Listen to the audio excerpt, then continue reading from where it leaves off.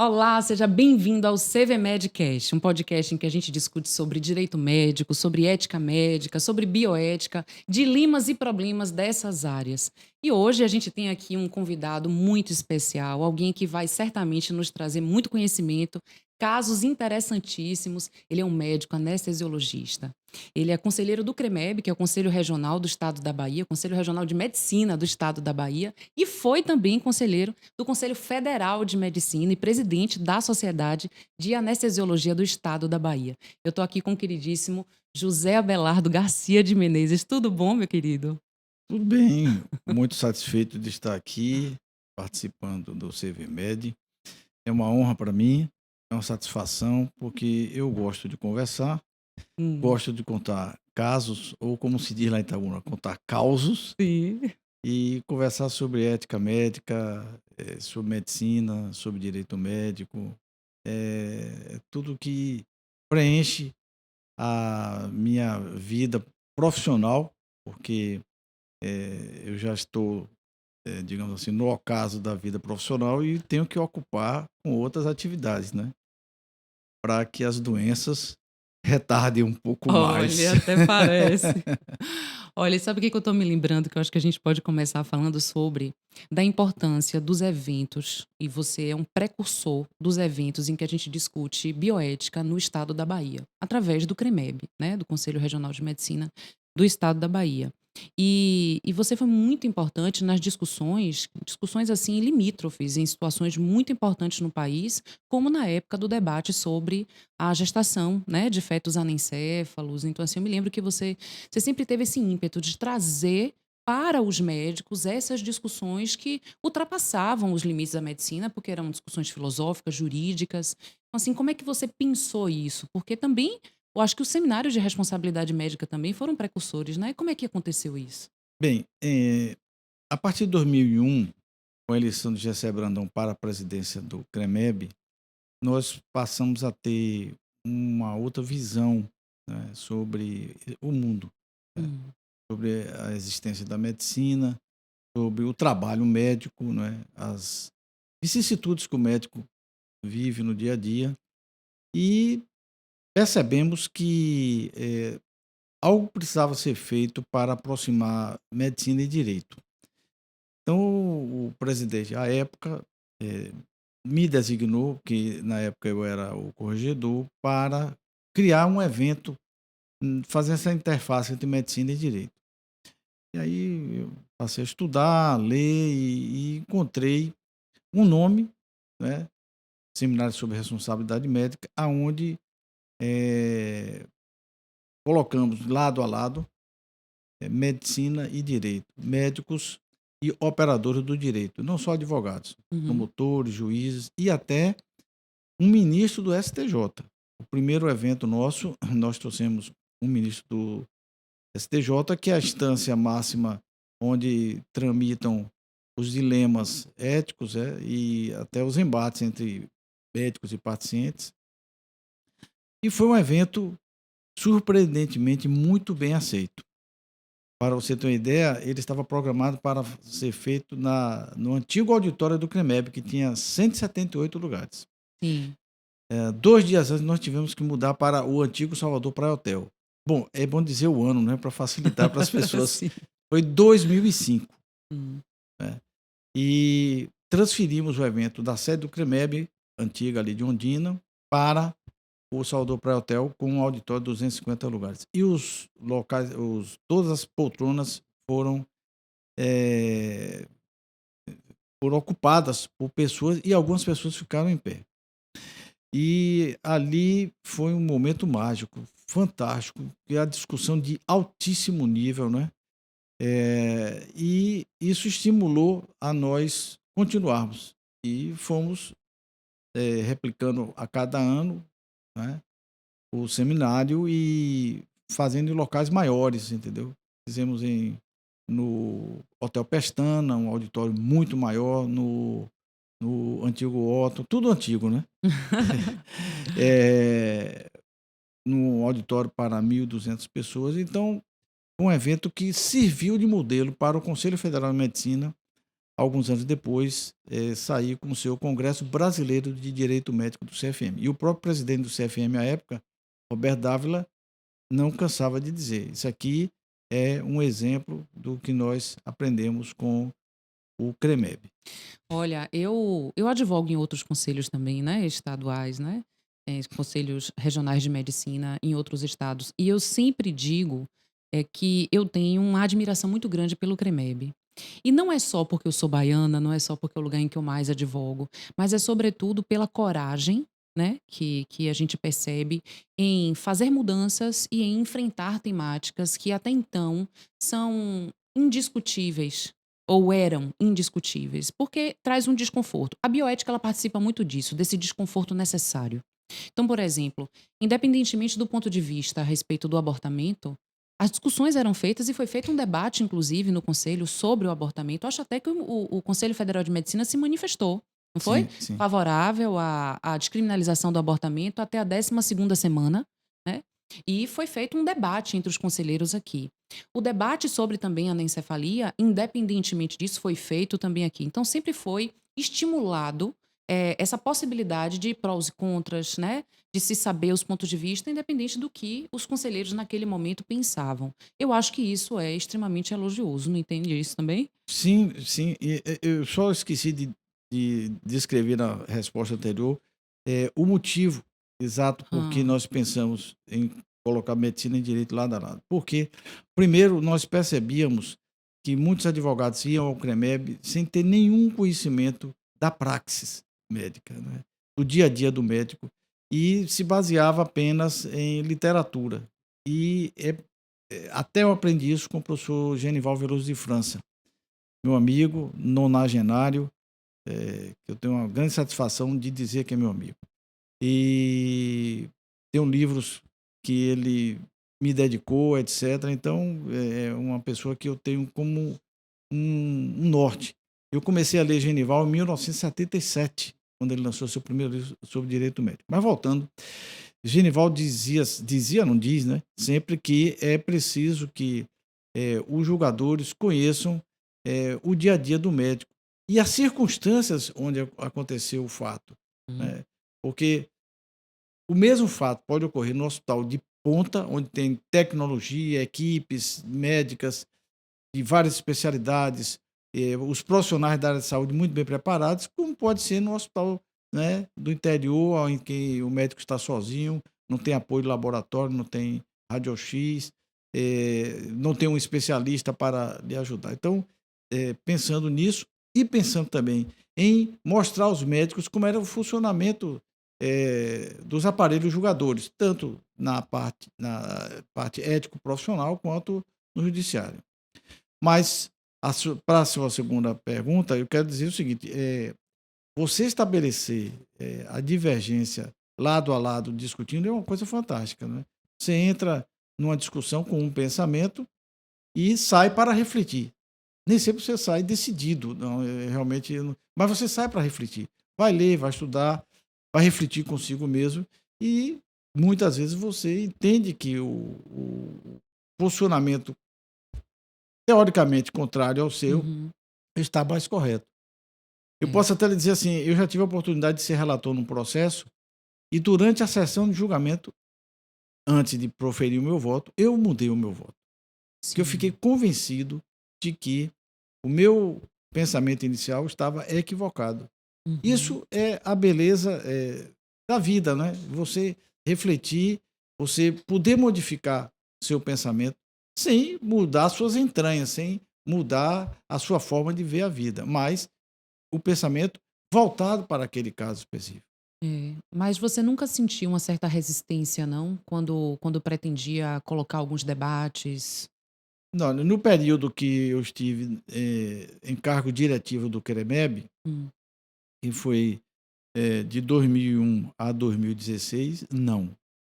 Sempre que, ou eu ou outro, conselheiro fazia alguma proposta, era bem aceita pelo colegiado, né, e fizemos várias plenárias temáticas, várias, de vários temas, entendeu?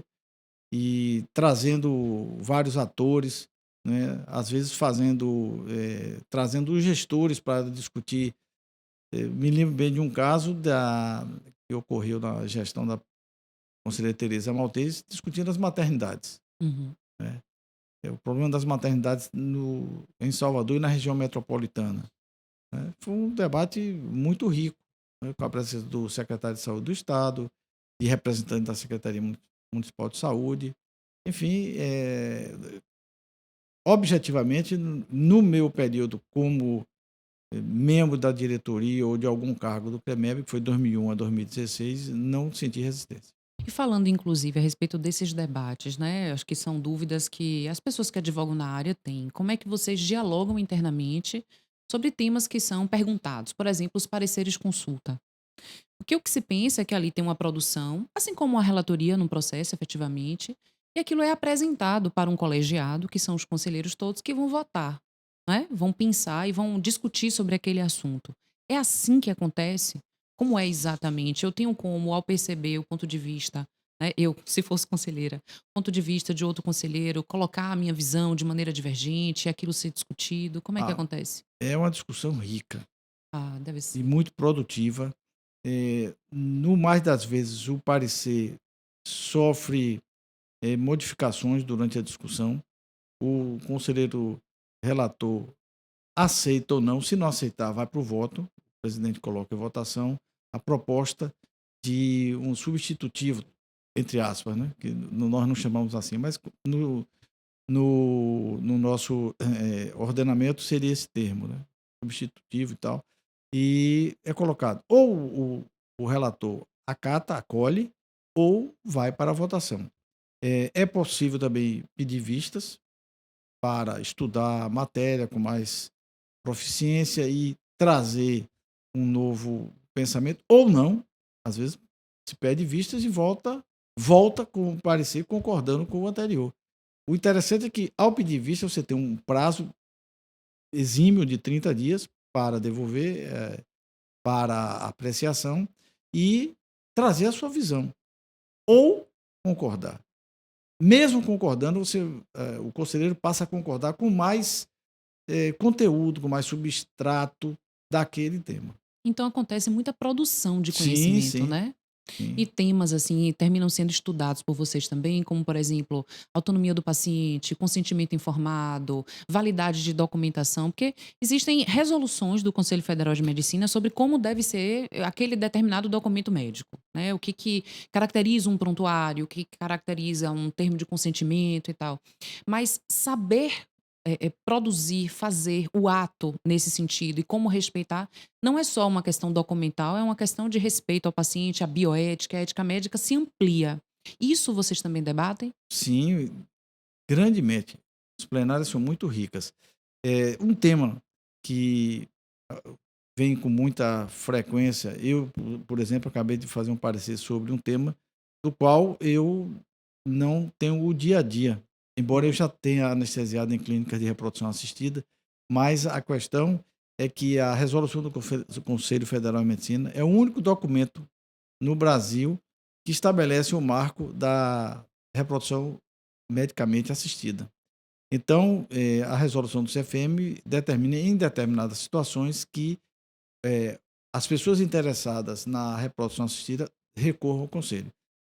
E aí é uma coisa muito bonita, porque você vai estudar o assunto. Foi o que aconteceu comigo agora. Eu fui estudar sobre reprodução assistida para emitir um parecer, que ainda não foi apreciado, para conceder ou não o direito àquela pessoa e aquelas pessoas envolvidas E de fazer a reprodução assistida, ou se submeter à reprodução assistida. Então, quando trata de prontuário, como você falou, do consentimento do paciente, o consentimento do paciente é uma das coisas mais discutidas no conselho hoje, né? o que que vocês Porque, falam? Como é que é? porque nós mudamos um paradigma, né? A partir do meado do século passado, né? Depois da Segunda Guerra Mundial, o direito do cidadão tomou uma nova feição, né? Uhum. E a medicina teve que se adaptar a isso, né? Então esse paradigma da medicina paternalista é coisa do passado, né? Enquanto vigorou perfeitamente, tal, nenhuma crítica, mas hoje não se admite fazer nenhum procedimento sem que o paciente minimamente possa opinar, né. É bem verdade que, como eu tenho experiência de consultório de anestesia desde 1984, eu tenho uma boa vivência com isso, né. Por exemplo, na anestesia, nós colocamos as opções para o paciente, no mais das vezes, digamos assim, mais de 90% das vezes: "Doutor, faça o que for melhor para mim". Alguns não, alguns entram e dizem: "Doutor, eu não quero anestesia na coluna". Sim. Pronto, né. Outros dizem: "Doutor, eu queria que eu não fosse entubado". Aí nós temos que conversar. A depender dessa circunstância, não tem como anestesiar que não seja com intubação traqueal, ou no mínimo, uma máscara laringéia, para garantir a boa ventilação e a segurança do paciente, né. O problema da intubação é consequência, do início dos anos 2020 com a pandemia Covid. da covid, né. Muitas notícias surgiram, né, e as pessoas ficaram com medo da intubação traqueal. A intubação Uhum. traqueal é um ato absolutamente necessário, usual no dia a dia do anestesiologista, né. Então, não, eu digo logo para os seus, seguidores, que não tenham medo da intubação traqueal. A intubação traqueal, ela é benéfica, ela é necessária, ela é indispensável em situações. E é segura? E é segura, né. A anestesia hoje é um mundo de monitorização, entendeu. Eh, as garantias são as mais precisas possíveis, né. É óbvio que o imponderável pode acontecer, mas Hã. a segurança ela é marcante na anestesia. Hoje agora, eu Hã. vou logo fazer uma ressalva. Todo esse aparato tecnológico serve como extensão dos sentidos do homem. Uhum. Se o ser humano não estiver ao lado do paciente, a possibilidade de complicações existe e é real. É indispensável, é insubstituível que o ser humano médico anestesiologista esteja ao lado do paciente. Isso. E uma coisa que eu quero te provocar é que você usou a palavra garantias, né. Aí a advogada já vem aqui: "Meu Deus, obrigação de meios, de resultado", e já fica aquela discussão. Para quem não sabe muito, né, o que que significa, é importante a gente esclarecer, você garante que vai dar certamente, vai atingir aquele resultado indubitavelmente, ou que você garante que fará o melhor no decurso da sua atuação. E como eu sei que há decisões judiciais discutindo se a anestesiologia é um ato de obrigação de resultado ou não, eu queria te ouvir sobre isso. Então, assim, tem como garantir que nós teremos sempre um resultado de excelência ou não na anestesiologia? Como é que a gente pode argumentar de um lado ou do outro? Só Deus. Só Deus pode garantir isso. Bem, por que eu digo isso? Porque o organismo humano, ele responde de forma diversa. E a Uhum. mesma pessoa, em momentos distintos, sob a mesma anestesia, pode ter uma resposta diferente. Diferente. É essencial saber se o paciente tem alergia, sem dúvida alguma, né. Eu posso até contar um caso que aconteceu comigo, né, de uma paciente que fez a consulta comigo e esqueceu de falar que ela tinha alergia a cetoprofeno. Não estava na Que é o ficha. conhecido. Eh, Poxa, foge o nome começo, eu me habituo tanto a falar o nome, Tá, sim. A gente procura depois. Profenide, Sim. Profenide. E existem, estudos mostrando que há uma alergia cruzada entre Profenide, cetoprofeno e dipirona, que é a Novalgina. Sim. Tudo bem, eu fiz a consulta do paciente e ela não lembrou. Muito bem, durante a anestesia eu fiz dipirona e Profenide, e ela fez uma reação alérgica extraordinária. Nossa. Eu precisei, chamar o concurso de mais 2 anestesistas para ventilar a paciente a 4 mãos, enquanto eu fazia a abertura da traqueia para fazer uma traqueostomia. Naquela época, isso já faz muitos anos, não existiam os equipamentos de acesso à via aérea que nós temos hoje. Na época só era o laringoscópio tradicional, e ela fez uma reação alérgica extensa, adrenalina e tal. Ela não teve queda da saturação, nem hipotensão arterial marcante, mas eu tive 2 anestesistas do lado. Os 2 estavam ventilando a 4 mãos. 2 seguravam a máscara e 2 ventilavam com o balão. E saímos a contento. Depois que ela, recuperou a consciência, ele foi logo depois, ela já foi para UTI, acordada, traqueostomizada, conversei com ela e tal, e isso foi num plantão de segunda-feira. Na sexta-feira ela teve alta sem a traqueostomia, e foi quando ela me disse: "Doutor, eu esqueci, eu tenho alergia à Profenil". E essa conversa com ela como foi? Ah, foi tranquila, sabe por quê? Hã. Porque eu coloquei na prática o que nós falamos na teoria. Chamamos a família para uma conversa, na madrugada. Isso Hum. ocorreu por volta da meia-noite, 1h30 da manhã, a paciente estava na UTI, lúcida, orientada, entendeu? Conversei com ela, expliquei tudo, entendeu? Falei que os irmãos estavam ali, os irmãos entraram, conversaram com ela, e foi um jogo transparente. Isso é. A comunicação é fundamental. E isso, olha, não pode terceirizar essa comunicação. Que muitos fazem. Essa comunicação tem que ser feita pelo anestesiologista, ao lado do cirurgião, Sim. para que a família perceba a seriedade com que está sendo tratada aquela complicação. A honestidade, né, porque o médico precisa ser honesto, né. Nós temos limites, a ciência tem limite, mas se ele for honesto, a família recebe muito bem. Pois bem, os irmãos dela, o esposo dela estava trabalhando de turno, não estava lá, e os irmãos assistiram a conversa, fluiu num mar de tranquilidade, como se nós estivéssemos falando: "Olha, acabou de nascer seu neném", etc, Uhum. etc. Aliás, uma cesariana de um feto morto. Ela já sabia que era um feto morto. A família toda já sabia. Um feto morto intrauterino. E na sexta-feira, o dia da eu acompanhei todos os dias, eu fui na UTI, O que é fundamental visitá-la. também. Por exemplo, recomendei ao colega da terapia intensiva que, fizesse um reforço no antibiótico, porque as condições da traqueostomia não foram, as melhores possíveis em termos Uhum. de asepsia. Nós fizemos todo o procedimento asséptico, mas, Sim, por exemplo, entendi. deveria fazer, degermação, depois passar a solução, e não, eu passei logo a solução e fui porque tinha uma urgência urgentíssima, emergentíssima, se surgiu esse nome agora, não A sei. gente inventa. Mas, foi galgado de sucesso o procedimento técnico e digamos assim, o procedimento humanitário, que é acolher bem esse paciente. Então, eu conversei com o intensivista, ele, fez uma cobertura antibiótica, mais adequada para o caso, e não Uhum. a antibiótico-terapia preventiva que se faz na cesariana, faz na dose uma Hã. dose na sala e acabou. Não, não foi isso. E a paciente teve alta na sexta-feira, bem, sem queixa. Eu fiz um relatório, pedi até ela que plastificasse esse relatório para não estragar, e Uhum. ela sempre portar esse relatório quando fosse submeter alguma anestesia. Você falar uma coisa aí que é muito importante, inclusive fazendo aqui um diálogo com o poder judiciário, infelizmente, por mais que o Conselho Federal de Medicina, se insurja contra, e eu, com os estudos de bioética, também me insurjo contra essa perspectiva consumerista da relação, né, médico-paciente.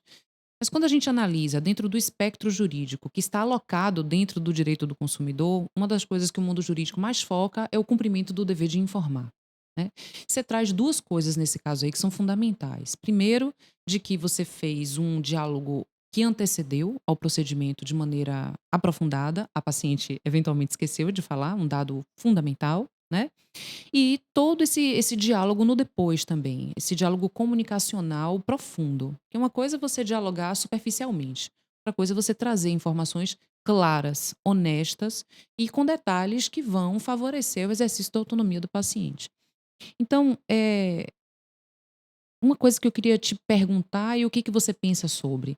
Quando a gente vê nos documentos de cirurgia, nós temos aí um termo de consentimento que é feito pelo anestesiologista e um termo de consentimento que é feito pelo cirurgião e que não deve ser terceirizado, né.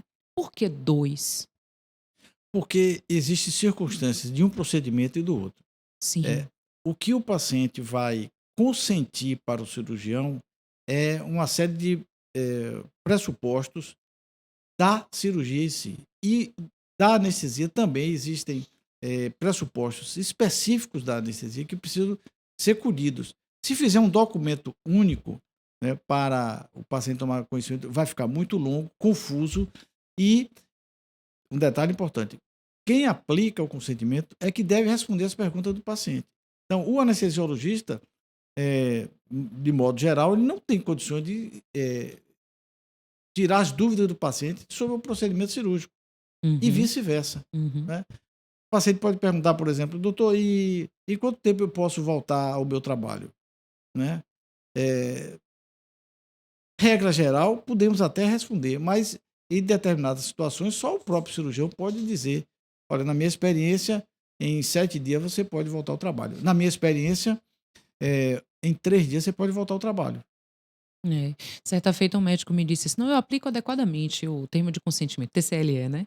Eu converso rapidamente com o paciente, mas eu entrego para ele o texto para ele levar para casa, estudar, ele vai ler e traz assinado no dia da cirurgia. Eu falei: "Doutor, isso não é uma aplicação adequada", né. Mesmo porque a gente não sabe se o paciente vai compreender o que está escrito, o paciente não teve a oportunidade de perguntar, todo esse caminhar que é indispensável e que não pode ser terceirizado, né. É algo que vai ser valorizado no processo judicial depois, se houver, e que eu sei que também vai ser valorizado no conselho. Vocês procuram logo, imagino, nas Sim, discussões, o olha, termo. tem histórias fantásticas sobre o, o consentimento. Hum, Porque na minha, aqui é um pensamento pessoal. sim. Uma coisa para mim é o consentimento. Consentir. Dois seres humanos conversam e um consente para o outro fazer o procedimento. Outra coisa é o termo de consentimento, que é um documento. Eu tenho Isso. essa visão. Com Eu não sei corretíssima. se eu tenho autoridade para isso, mas eu tenho essa visão. Uma coisa é conversar aqui, outra coisa é colocar no papel. Bom, eh, o levar para casa eu acho útil, desde que esteja tudo esclarecido com o paciente. Porque às vezes o paciente, eu quero conversar com minha mãe, ou com meu marido, ou com minha mulher, ou meu Uhum. filho, para ver a opinião dele perfeitamente. O senhor leva e no dia do procedimento traz. Se tiver alguma dúvida, eu estou à disposição. E dá o. Para renovar, inclusive, o Para momento de renovar. dúvidas. Porque o consentimento ele pode ser revisto pelo paciente, pode ser Uhum. revogado e renovado. Eu tenho uma experiência dessa, na prática, de uma paciente, que estava na sala para submeter-se à amputação do membro inferior. Hum. Era uma isquemia, era uma gangrena seca e não tinha alternativa. Quando eu a coloquei na posição para anestesiar, eu percebi escorrer uma lágrima. Uhum. Era no hospital público. Eu disse: "O que que houve?" Ela me disse assim: "Precisa mesmo tirar minha perna?" Tinha o termo de consentimento assinado por ela e uma das filhas. Eu disse: "Tem, mas não vai ser hoje." Que coragem. Ela disse: "Não, não. A senhora precisa voltar para o seu quarto, conversar com sua família e ter consciência de que precisa amputar a sua perna. Não vai ser hoje." Óbvio que, enfrentei algumas dificuldades, porque não com a paciente nem com os familiares, Sim. porque O ninguém hospital. admitia isso: E aqui. "A cirurgia está programada, a sala está reservada." É, mas não vai ser hoje. Pelo menos comigo não. Uhum. E a paciente voltou para o seu quarto, né, e 15 dias depois ela voltou no meu plantão de novo. E aí, estive com ela. Claro que eu não ia perguntar se ela estava satisfeita, né, Sim. lógico que não. "Tudo bem com a senhora, tal. E aí, vamos trabalhar hoje?" Ela disse: "Vamos." Ela não estava satisfeita, mas ela se conscientizou de que aquele membro não servia mais para nada e só estava piorando a qualidade de vida e poderia, inclusive, encurtar a vida dela. Foi feita a cirurgia, ela saiu da sala, foi para a sala de recuperação, foi para o quarto e acabou a história aí. Quer dizer, acabou para mim. Para ela, lógico que não acabou. Então, assim, ela tinha dado o consentimento e ela revogou tacitamente na sala. Exatamente. Embora tivesse um documento escrito e assinado e datado Uhum. por ela e pela filha, ela revogou tacitamente. Então é preciso ter Empatia com o paciente. Isso. Agora, eu falei coragem também. Por que que eu falei coragem? Porque, eu já atendi inúmeros médicos que dizem assim: "Eu só consigo, por vezes, aplicar o termo de consentimento para a anestesiologia faltando minutos para a cirurgia. O que que eu faço?" Porque veja, você está numa unidade hospitalar em que o paciente, para conseguir aquela vaga, demorou pra caramba, e ele fica perguntando: "Será que volta, não volta?" Todos os colegas ali estão fazendo pressão para que ele, aplique da maneira que puder, e ele sabe que aquilo não é o correto. Se a gente pensa quais são as fases do consentimento efetivamente, né. Nesse caso foi possível, mas você então teve a coragem de interromper. Alguns não têm a coragem de dizer que não farão, pela não realização efetiva do termo de consentimento, porque a rotina da vida termina sendo, digamos que, quase que é uma agressividade à dignidade de muitos pacientes. O que que você diria para esse profissional, por exemplo? Olha, antes de tudo, não prejudicar.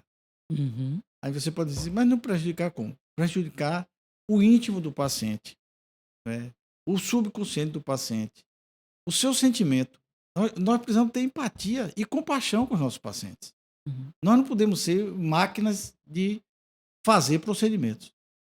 Nós temos que estar, engajados como uma parte do processo, mas, sobretudo, respeitando o paciente. Eu não sei se a minha formação, familiar, e eu não quero ser melhor do que ninguém, nem pior, me levou para esse caminho, né.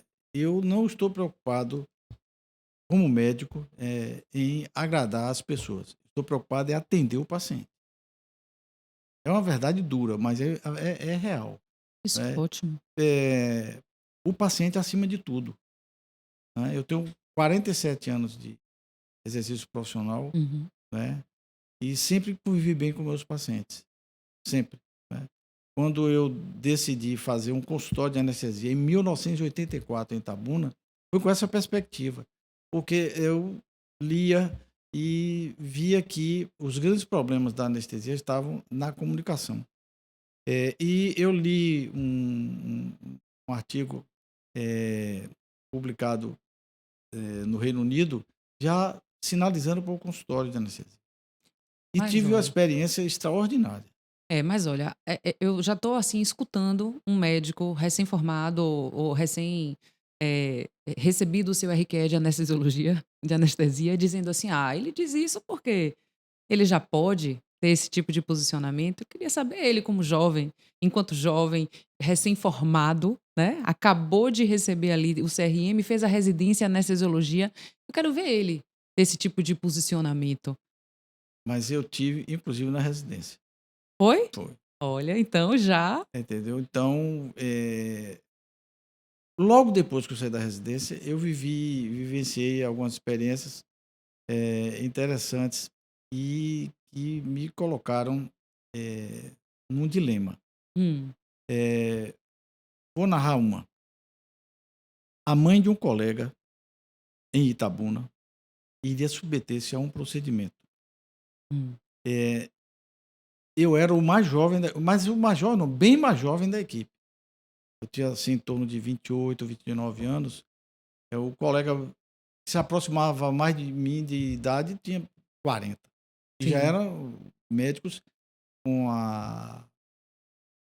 já dentro da sociedade, já bem, inseridos, respeitados. E eu me coloquei, eram 2 procedimentos cirúrgicos, eu me coloquei à disposição para realizar apenas um, né. E a paciente queria 2. Não, aí não foi uma cirurgia estética, foi outra Sim. situação. Era uma situação de saúde, Hum, só que ela estava com um derrame, eh, no tórax. Na verdade, não era um derrame, era uma hemorragia no tórax, uhum. de pequena monta, mas estava comprometendo a sua estabilidade e precisava fazer uma cirurgia abdominal também. Então eu disse: "Olha, nós vamos fazer o seguinte, vamos resolver o problema da hemorragia dela e, quando resolver o problema da hemorragia, nós vamos fazer a cirurgia abdominal", que não tinha urgência.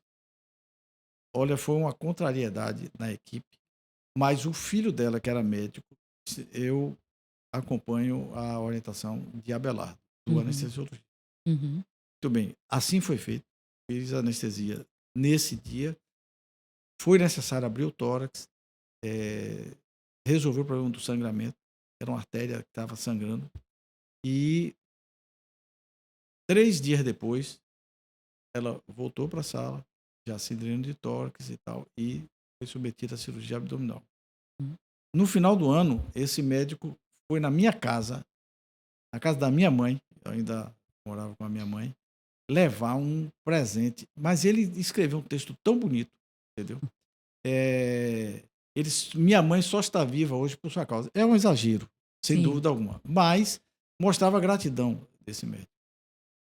Então, tive dilemas assim, ainda em Itabuna, numa quinta-feira santa, o responsável do CTI, doutor Alair Rocha de Castro, um médico de formação extraordinária. Poucos médicos eu conheci com uma formação médica tão sólida como ele. Ele me chamou na UTI para dizer o seguinte: olha, estou com essa paciente aqui, choque séptico, preciso fazer uma laparotomia, e o cirurgião e o anestesista do plantão disseram que não tem teto. Eu fui lá, examinei a paciente gravíssima realmente. Ela estava consciente, conversei com ela e me dispus a fazer a anestesia. Disse, agora procure o cirurgião. Ele encontrou o cirurgião. Nós fizemos a cirurgia, foram 8 horas de cirurgia. Muito bem, essa paciente teve alta depois do Natal. Ela e o noivo foram na casa da minha mãe. Eram pessoas muito simples, não levaram nenhum presente, aham, mas claro. foram agradecer. É o maior presente. É, não É, existe coisa melhor do que o reconhecimento do paciente. é. E eu não a reconheci nesse dia, porque eu a vi numa situação tão extrema, entendeu? Aham. Ela chegou e disse: doutor, o senhor não está lembrado de mim? Eu disse: poxa, não estou não. Aí ela falou quem era. Aí apresentou o noivo e tal, entendeu? Então isso não tem preço. É. Não tem preço. Pois é, a Aí gente você diz assim, alguém pode estar nos assistindo, não, mas aí foi uma paciente particular. Não foi não. Foi uma paciente do INAMPS, que é o precursor do SUS. sim. Nessa época não existia o SUS. O SUS é a partir de 88, né, a partir da Constituição de 88. Isso foi em 84, 85, mais ou menos. Então, assim, essa dedicação assim que o profissional deve ter. E algumas vezes me dizem assim: ah, Bela, você não faz anestesia simultânea porque não trabalha em emergência. Não, eu sempre trabalhei em emergência. Eu saí de emergência em 2023, quando me aposentei como servidor público estadual no Hospital Ernesto Simões. A anestesia simultânea que você fala são 2 pacientes ao mesmo tempo, o que é terminantemente proibido. Na minha opinião, eu até já conversei com um grande criminalista da Bahia,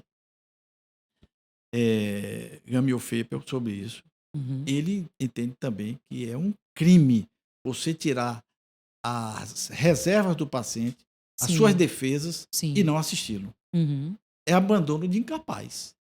Pois é, a gente pode pensar assim nesse Pode pensar sentido. assim, Com certeza. porque você intencionalmente tira as defesas dele, porque é preciso tirar. Aham. Para Então aquele momento. você tem que estar do lado dele, Exato. sempre. E sobre sempre estar ao lado, tem um assunto que é bem assim, digamos que dilemático, ou um grande problema. Eu pretendo, enquanto alguém não que eu pretendo fazer diversas tatuagens, e tatuagem dói pra caramba. Eu pretendo fazer isso num lugar que é extremamente cuidadoso, né, em relação à limpeza e tal, e quero ter um médico que vai me anestesiar nesse momento, porque eu não quero sentir essa dor. Esse paciente pode ou não pode? Esse tipo de questão, como é que a medicina se percebe como também estando em um ambiente não médico? Como é que essa discussão já está sendo feita?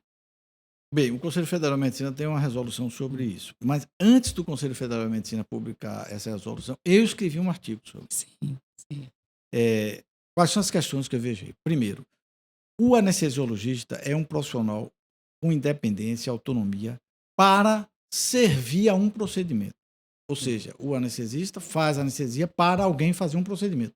Seja endoscopia digestiva, uma colonoscopia, uma cirurgia estética, uma cesariana, uma retirada de útero, de vesícula, uma cirurgia cardíaca ou neurocirurgia. Então, o anestesiologista é o meio para um objetivo que é o procedimento. Então, o anestesiologista não tem autoridade para anestesiar para uma pessoa que não seja qualificado para isso, ou seja, um médico. A tatuagem, inclusive, não é ainda reconhecida como uma profissão em nosso país. Existe um projeto de lei tramitando no Congresso Nacional, mas não é uma profissão. Então, além de tudo, estará anestesiando para alguém que não tem qualificação para isso. Então, primeiro, é uma ilegalidade. Segundo lugar, a autonomia do paciente em não sentir dor. Perfeito. Então, que o procedimento seja feito no centro cirúrgico e tenha um médico responsável. Por quê? Porque as consequências Aí das já não dá para tintas pagar. Aí já não dá para pagar. não tem como. Mas veja bem, se você quer conforto, quer Tô te se provocando. embelezar, Sim, vai ter que ter um custo. sim. E tem mais uma coisa. Uhum. As consequências daquelas tintas, principalmente nessas tatuagens extensas, que vão ter repercussão no futuro. Inclusive eu vi, algo nesse sentido, me desminta aí se for equivocado, não se deve nunca fazer tatuagem ao longo da coluna, não é? Porque isso de alguma maneira pode dificultar o trabalho do anestesista? Sim, porque nós não podemos passar com agulha por cima da tinta e ir para a área nobre, que é o sistema nervoso central. Gente, então aquelas pessoas que fazem tatuagem, né, nas costas inteiras, assim, de ponta a ponta, em cima da coluna, Eu não vai já, poder eu já ser tive a anestesiado. oportunidade de fazer anestesia geral em cesariana, porque não tinha espaço para passar agulha. Não tinha espaço, Gente, simplesmente. Entendeu? pois é. Então vai além da gente perguntar se a gente deve ou não ter um anestesista no momento ali da tatuagem. O assunto tatuagem vai além, né? Vai além. É, recentemente eu fui anestesiar um paciente é, e nos braços dele não tinha espaço para fazer um acesso venoso. Gente, é. Entendeu? E eu tive que fazer um acesso venoso no pescoço, na jugular interna. Entendeu? Aliás, na jugular externa. É, para um procedimento simples, rápido. As pessoas têm que saber isso. É, e outro dia eu peguei um paciente, estive com um paciente para fazer um procedimento, o braço direito dele não tinha um espaço. Eu disse, ô amigo, esse braço esquerdo aqui conserve assim. Né? Tinha poucas tatuagens, tinha, parece o nome de um filho, uma coisa Uhum. assim, mais um pássaro, alguma coisa. Eu disse, olha, deixa aqui, pelo amor de Deus, porque vai lhe criar dificuldade no futuro. Ele me disse, tudo Hã. bem, doutor, o senhor está me alertando, eu não sabia disso. Tudo Uhum. bem. Pois é, tem que ser dito, né, esse tipo de coisa, porque tem uma repercussão enorme. Imagine você não poder fazer, né, um procedimento tão fundamental. A retirada de dor é fundamental. Gente, eu acho que é a área da medicina que a gente diz assim: "Ainda bem que existe", né. Olha, eu tive a experiência aos 7 anos, lá em Itabuna, eu me queimei, Hã. tive queimadura segundo grau. O rosto, o tórax, até a coxa. E em Itabuna só tinha um anestesista na época. Eu até menciono o nome dele, ele ganhou uma homenagem. Doutor José Carlos Machique de Castro, de saudosa memória. E foi naquele dia 31 de outubro, na época, o 1º de novembro, que era o dia Todos os Santos, era um feriado. Então, juntou com 2 de outubro, então ele viajou para Salvador e Itabuna ficou sem anestesista. E eu me queimei no dia 31 de outubro. E o Nossa. primeiro curativo foi feito sem anestesia. Olha, até hoje eu me recordo da dor. E eu me lembro, assim, que uma tia e madrinha ficou na porta, né, da sala, e meus pais tiveram que sair do hospital, porque eles não aguentavam, eu tinha que gritar. Com 7 anos, como é que não gritava? É, claro. Entendeu? Eh, o pediatra que estava de plantão, doutor Antônio Fábio Dantas, também de saudosa memória, né, foi quem me acolheu naquele momento ali. Mas meu pai disse: "Os próximos curativos só faz sob anestesia". E todos os procedimentos foram feitos sob anestesia. E meu pai era um homem de formação primária, mas não, só faz com anestesia. E faço até essa referência. O doutor Mastic, quando eu cheguei em Itabuna como anestesista, me contou esse encontro com meu pai, Hum. entendeu? E contou um detalhe importante. Seu pai, eu fazia a sua anestesia, ele me pagava no mesmo momento, né?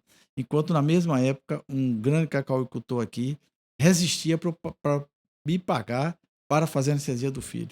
Então ele ficou com essa imagem do meu pai, então isso tudo vale a pena É, é, reviver. é. Essa coisa da honra, né. É. E seu pai é como aquele homem ali, colocando a honra do cuidado do filho, lindíssimo isso. E falando até de crianças, né, existe na medicina até essa discussão sobre autonomia, se confunde muito com capacidade civil no mundo jurídico. Como é que você também vai conversar com a criança, tanto quanto conversa com o adulto no momento de fazer anestesia?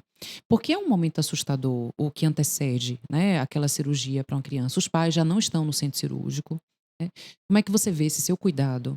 E até se projetando enquanto aquele menino, né, que pode estar ali sentado e o pai está esperando lá fora. Como é que é esse cuidado de fazer algo que assusta, assim? Olha, isso modificou muito. Eh, Realmente no passado, não se dava muita importância, Hum, mas hoje, a criança deve ser respeitada como um ser humano, e deve-se conversar com ele. Eu vou trazer a experiência aqui, um dos meus netos foi operado recentemente e tanto a otorrinolaringologista quanto o anestesiologista falaram com muito cuidado com ele, para hum, ele, né, como seria o procedimento, como seria a colocação da máscara, etc, como ele iria acordar com dor na garganta, etc. Foi cirurgia de adenoamidalectomia, né.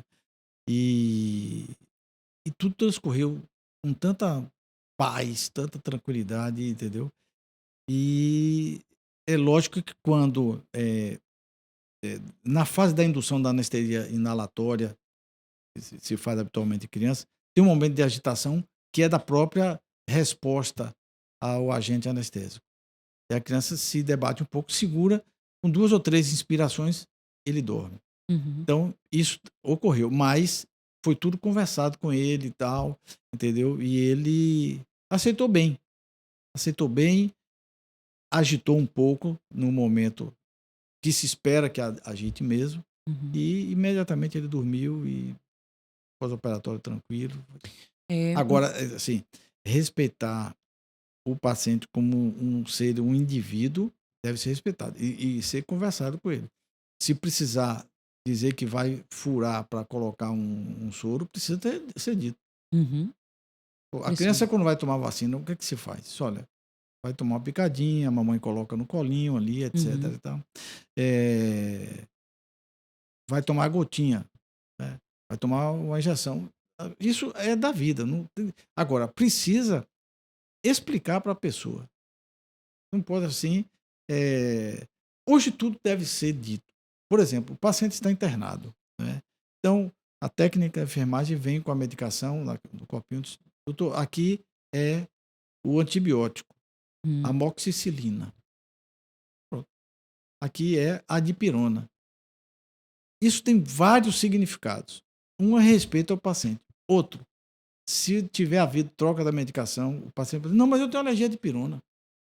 Então, houve algum transparência, né? um erro no processo, né, que foi corrigido a tempo. Então, isso é o respeito ao paciente sempre.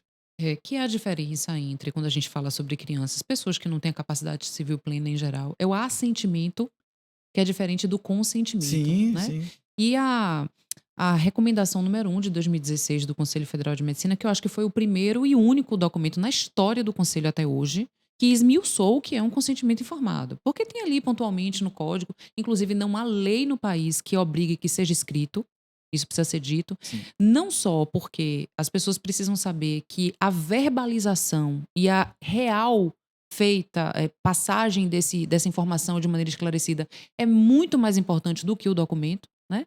E você pode ter momentos em que você verbalizou e o documento não existiu, mas deve-se sempre preconizar o documento para formalizar, né. Mas esse assentimento em relação às crianças é algo que nem sempre está sendo posto, assim, de maneira tão veemente na medicina. Não sei como é que você tem visto. Bem, eu vejo uma modificação. Uhum, Hoje já se, tenta, intenta, melhor dizendo, aplicar o respeito ao assentimento e colher o assentimento da criança. A criança não vai assinar nada mesmo porque não assina, é mais mas ela verbalizar. verbalizar. Não sei se você sabe, assim, Leonardo Vieira França, Leonardo Vieira Santos, seu colega da Uhum, Escola Baiana da Faculdade Baiana de Direito, já traz a discussão da gravação do consentimento, Uhum. que ainda está numa discussão muito teórica, etc. Porque eu não estou defendendo, não, viu? Estou Sim. apenas trazendo essa informação. Eh, Até a forma como você fala para o consentimento pode ter um significado diferente do que está escrito no papel, né? Uhum. Então, nem sempre se pode trazer para o papel todas as informações ou a forma como foi dito, né? Uhum. Mas eu reitero que o consentimento é mais importante, na minha opinião, a parte da humanização da discussão do Do que que o documento. Agora, o documento é essencial hoje. é, é. Me diga uma coisa, assim, dos casos que você teve em sua vida, assim, o qual que mais te marcou? Olha, vários casos, vários casos. Eu já narrei esse dessa paciente que teve essa reação alérgica. Tive histórias fantásticas. Eu tive uma história, quando trabalhei em Itabuna, de um paciente, que eu atendi. Eu fui chamado para atendê-lo, ele estava na emergência, tinha amputado os 4 dedos da mão. Hum. Numa máquina, né, ele, como ele mesmo disse, que ele não deveria ter operado a máquina, porque ele era o dono da máquina, ele não era o operador. Hum. Mas enfim, eu cheguei na recepção, ou desculpe, do pronto-socorro, e ele estava ao lado da esposa, calado, sabe aquela pessoa que está calada, mas com faces de dor. Só que ele não extravasava, ele não gritava, né. E eu conversei para tomar as informações preliminares para fazer a anestesia e fiz uma medicação, para a dor. Ele foi para o centro cirúrgico, lá eu completei a anestesia e ele foi operado. 15 dias depois eu fui, chamado pela, funcionária de uma clínica de ortopedia, não onde ele operou, que ele operou na Santa Casa, mas ele estava fazendo a revisão com o ortopedista. Ela me disse: "Olha, o senhor fulano está aqui e gostaria de conversar com o senhor". Eu fiquei assustado, né, porque era um paciente em caráter particular, já tinha pago o valor, já tinha levado seu recibo, não entendi, mas eu pensei que fosse alguma complicação da anestesia. Eh, Chegando lá, encontrei ele, a esposa e um rapaz, que depois eu vim saber que era o seu filho, um dos filhos, e ele entrou no consultório do colega e fez uma preleção de 40 minutos, só falando coisas boas sobre a vida. Ele era um espiritualista e falou que provavelmente aquela mão tinha feito mal a alguém no passado e aquilo aí ele estava pagando por isso, etc. E, eh, para não me alongar muito, no final ele nos convidou para almoçarmos na casa de praia deles, em Ilhéus, Hum. no sábado. Nós fomos. Chegando lá, almoçamos, estava a família, né, esposa, os filhos, e ele mostrou um terreno assim e disse: "Vocês gostaram disso aqui? Muito bem, esse terreno é de vocês". Ele nos doou um terreno de 1.400 metros, 700 para cada um, para o cirurgião, para o anestesista. Veja a importância de retirar uma dor. Eu fiquei: "Mas, seu fulano, o senhor já não, aquilo que o senhor fez não tem preço. Então isso aqui eu quero que vocês convivam com minha família. A minha casa está aqui e o terreno de vocês aqui em frente". Então assim, foi um reconhecimento extraordinário, Uhum. não é, de uma pessoa que ficou realmente reconhecido pelo atendimento médico, embora tivesse já remunerado. Ele já tinha cumprido a parte dele, né, É. como paciente, mas ele foi além. Então, essa é um fato extemporâneo? É, mas aconteceu.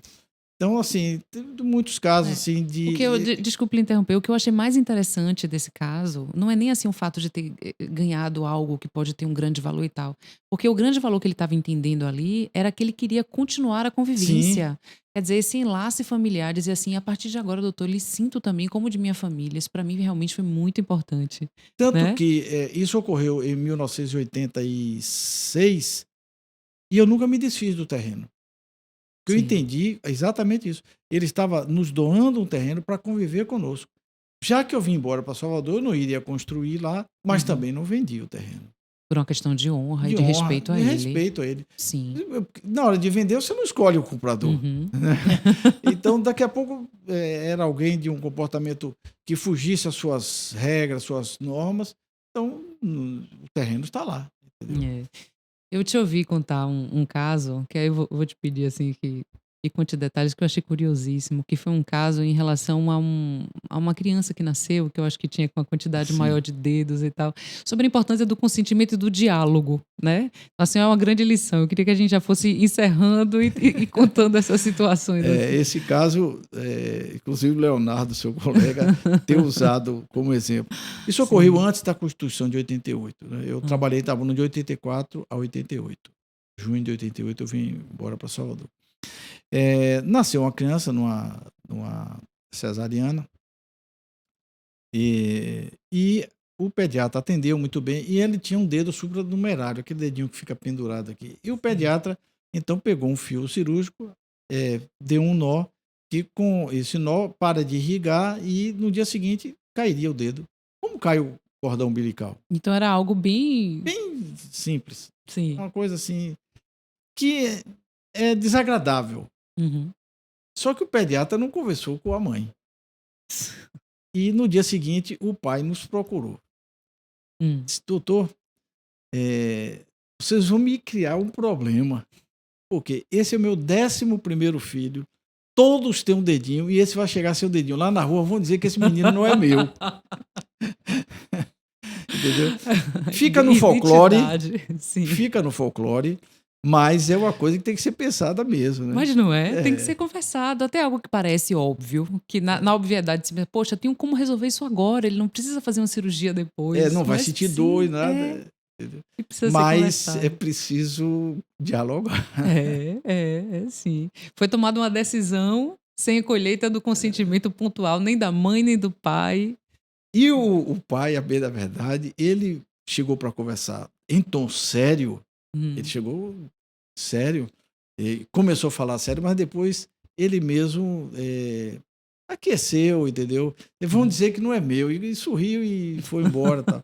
Fica o folclore, mas uhum. fica o ensinamento, né. É, e dos ensinamentos que você pode passar para os médicos que estão se formando agora, para os médicos que têm dificuldade de dialogar com os pacientes, dificuldade de enfrentar o sistema e a coragem que você já teve desde sempre. O que que você diria, com todos esses anos, inclusive, que você tem dentro da estrutura do conselho, né?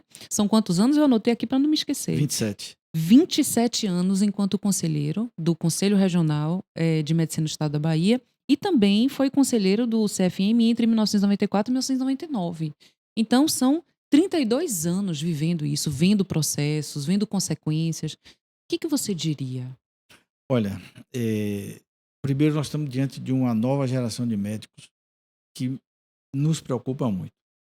São médicos que estão, regra geral, sendo formados, eu vou dizer graduados, Hum, graduados em escolas que não estão dando o mínimo necessário para uma formação médica.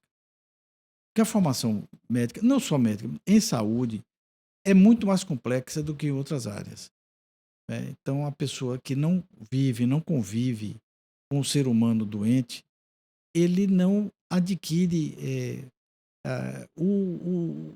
a capacidade de sentir o outro, né. Então, ele pode, ter dificuldades de enfrentar as situações. Assim como o conhecimento técnico também está a desejar.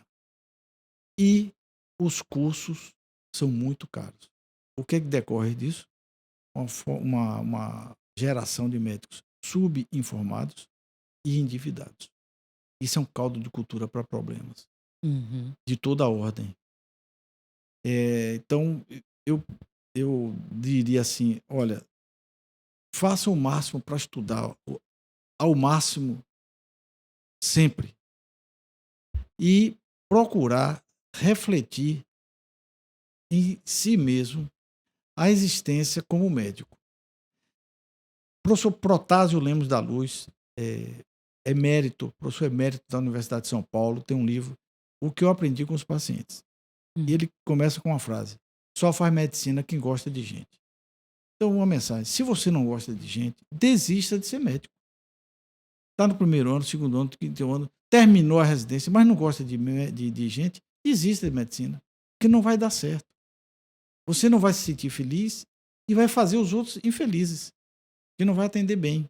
Pode ser um grande técnico, um tecnólogo, mas não é um médico. Um médico envolve conhecimentos técnicos aprofundados, atualizados. O médico tem que estar atualizado, né? E é diariamente ler, acompanhar e saber filtrar as informações boas daquelas que não têm fundamento científico. Uhum. Então, acompanhar o avanço da ciência e, sobretudo, se humanizar. Refletir em si mesmo. O que é que eu estou fazendo como médico? O que é que eu fiz hoje com aquele paciente? O que é que eu fiz com o técnico de enfermagem? O que é que eu fiz com o enfermeiro? Porque nós somos um conjunto. O médico sozinho não resolve, né? Mas é preciso ter compaixão Uhum. com o seu paciente, compreender as suas dores, as suas dificuldades. Cada um vem de uma formação diferente. Nós temos visão de mundo diferentes, né? Eu e você, por exemplo, e nos conhecemos, nos damos muito bem. Não necessariamente precisa você ter que abrir mão dos seus preceitos, né? Uhum. Mas respeitar o preceito do outro, né? Então, ter compaixão, empatia e solidariedade. Eu gostaria de deixar. Surgiu agora essas três aqui: Sim. empatia, compaixão e solidariedade. Se o médico conseguir juntar esses três preceitos em si, ele será bem-sucedido. E o que é ser bem-sucedido em medicina? É terminar a vida sendo reconhecido pela sociedade, estar satisfeito com tudo que realizou, né? Ter consciência de que fez o melhor por alguém que estava sofrendo. Sim. O paciente só vai ao médico sem sofrimento quando está grávida. E aí é um outro momento. Mas, que a depender das circunstâncias, pode se tornar dor.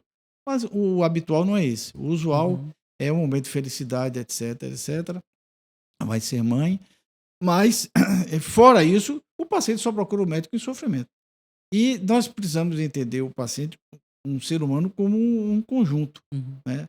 Alguém decide fazer uma cirurgia estética extensa. Alguma coisa está acontecendo com aquela pessoa. Não é só a parte estética em si. Alguma coisa está motivando essa pessoa a submeter a um procedimento, a um risco que ela sabe que existe, né, para se embelezar. Então, isso tudo precisa ser entendido. Você se sente bem-sucedido? Sim. Por quê? Porque eu sou médico realizado. Eu estou aos 47 anos, no exercício profissional e tenho o reconhecimento dos pacientes, que é o mais importante. Você se sente feliz, né, quando faz isso. Feliz, faria tudo de novo. Faria residência em Ribeirão Preto, trabalharia em Piracicaba, trabalharia em Itabuna e estaria em Salvador, trabalhando nos mesmos lugares onde eu trabalhei, aonde eu ainda trabalho. Eu dizer assim que eu estou realizado, não quer dizer que eu acabei com a profissão, não. Eu vou Não, continuar. por favor, Não, por favor. mas realizado porque assim, a gente tem que colocar na balança assim, os pontos positivos e negativos. Eu vejo modestamente que no meu exercício profissional, eu fui um médico, sou um médico mediano e consegui colocar na balança, os prós e os contras. Eu acho que nesse balanço, nessa, nessas contas que a vida nos traz, eu vejo que eu realizei um trabalho positivo. Eu tenho um reconhecimento dos Uhum. pacientes, seguramente que sim, tenho várias demonstrações dessas, dos meus colegas, dos outros profissionais de saúde. Evidentemente que, com a minha forma de ser muito positivo, posso ter causado desconforto a alguém, não ao paciente, Sim. não ao paciente, nunca. Mas com algum colega cirurgião, algum colega anestesiologista, ou algum enfermeiro ou técnico de enfermagem, mas por estar em defesa do paciente. Vou dar um Sim. exemplo. Cesariana. Quando termina de fazer a anestesia, as pessoas tinham o hábito de tirar a roupa toda do paciente. Eu disse: espera aí, por quê? As mãos da paciente não precisam ficar expostas na cesariana. Entendeu? Aí, então, isso quando eu falava, lógico que naquele momento quem está ao lado não gosta, Uhum. não gosta, mas respeitavam. Ninguém nunca disse: ah, doutor, deixa pra... Não, iam lá sempre e cobriam. Porque não precisa, só vai ficar exposta o abdômen da paciente, que é onde vai ser feita a cirurgia, entendeu? Então, respeitar a individualidade do paciente é essencial. Essencial, pois é. Só teve uma mentirinha aí quando você disse que você era mediano. Aí eu discordo Não, completamente. eu sou. Eu reconheço que eu sou um médico mediano. Não, não é mediano não. E tive a excelente oportunidade de ser sua paciente no meu primeiro parto, parto normal. Afe Maria, eu vou te dizer, realmente, a anestesiologia, na hora que você chegou, primeiro porque eu lhe admiro muito, segundo, 3 coisas. Segundo porque acho que você estava qual foi o cargo que você tinha no Eu CREMEB? era o presidente. Era o presidente do Em que CREMEB ano naquele ela momento? nasceu? 2013. Eu era o Olhe presidente. só, eu lhe admiro, era o presidente do CREMEB que estava ali. Óbvio que nada ia sair de errado. Eu estava ali cuidadíssima. E segundo, a sua competência e o seu carinho em falar comigo, porque eu estava ali numa dor danada e pedindo coisas, porque a gente fica realmente, né, muito É. vulnerabilizado. Todo o cuidado, toda a narrativa, tudo foi assim fundamental para que eu vivesse o momento Foi uma mais sexta-feira importante. extraordinária. Uma sexta-feira à tarde, lá no Hospital Espanhol, Sim. né? No Rua do português, no Português. português. Mas foi uma tarde extraordinária. Foi. Foi uma sexta-feira à tarde com meu amigo João Paulo, Isso. o obstetra. É. E não abrimos mão daquele parto normal, né, Normal, normal mesmo. mesmo, né, e com todos os tempos e as demoras, mas certamente eu estava absolutamente cuidada, guardada por uma pessoa que tem um grande compromisso ético. Eu quero terminar dizendo isso, de minha admiração por sua coragem, de minha admiração pelo fato de que você nunca refutou um debate, sobretudo em relação a temas que você poderia ter um pensamento diverso, né? Como a gente já discutiu sobre questões voltadas a abortamento, questões voltadas a tantos outros temas e dilemas da bioética, mas sempre favoreceu o debate, sempre fez, inclusive, com que eventos acontecessem para que os debates qualificados ali também estivessem. Que é muito do que a gente aqui no CVMed também preconiza, que é essa produção de conhecimento de maneira democrática, extremamente respeitosa e com pessoas que são muito compromissadas com a ética e fazendo o conhecimento seguir em frente. Muito obrigada por ter estado aqui, viu? Eu que agradeço. Vou ter um final de semana extraordinário. Olha, muito obrigada.